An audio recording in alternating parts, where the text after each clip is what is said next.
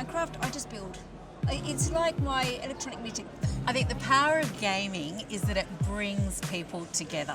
You are not isolated. You can have a really bad day at work, or you can have something awful happening in your social life or your family life, and you can get into gaming and it doesn't matter anymore. When I was very young, we'd go over to Malaysia and I wouldn't be able to speak a word of Chinese to my cousins. They wouldn't be able to speak a word of English to me. But by the power of games, we bonded over the fun times, bonded over platforming and trying to kill Bowser and keeping Mario alive, and that was really powerful to me, and since that it was kind of a universal language that we could all bond over. The most awesome thing I've noticed about the changes in who plays games is when I was a kid, games were played by a lot of boys and some girls. Today, everybody plays games, whether it's on their phone, on their PC, on their game console. Really, gaming is for everybody, and everybody plays. I think the reason that we utilize games outside of just entertainment is because of the way that you can engage with it. It's not just watching something, it's not just reading something, it's engaging with it. When you're reading a book, you could be thinking about the image in your head, but you're not thinking about what do I do, what are the consequences of these actions, because it's a linear aspect, it's being told to you. Same with film. Film is telling you what's going on, and you're just along for the ride. But games allow you to change that ride, allow you to take a left or a right and see what happens.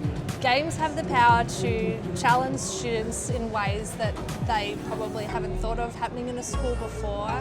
Games have the power to help students to collaborate and connect and design and build and problem solve and just develop a bit of a grit and tenacity about approaching problems. In a game, you get something wrong, you learn from that mistake and you go at it again.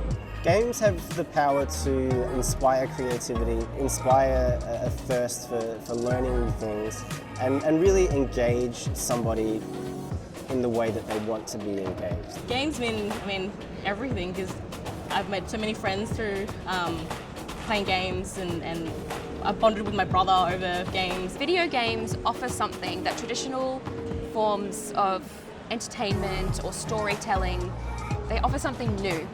So when you watch a movie or a TV show, you're passively consuming a narrative. When you're playing a game, you are actively participating in a narrative. So games are uniquely positioned to further foster and nurture empathy and compassion in players in a way that other mediums aren't. My kids try to get me into games that they're playing, and they're like, please, could you download this game and join in with us? And so, we'll play together. Games mean more than everything to me. Like, games have meant how I'm my husband, they're how I have my friends, they're how I cosplay. I remember the first time I ever beat Super Mario 3. My mum helped me, so there was so much I couldn't do at the time, and having her sit with me and sort of hold the controller and show me that, it was a really strong feeling of closeness. There was this connection with someone that I got. When I grow up, I want to be a game app developer or game app designer, because I really like making the game, the graphics, the coding, and how it interacts and moves and things like that. I find that really interesting.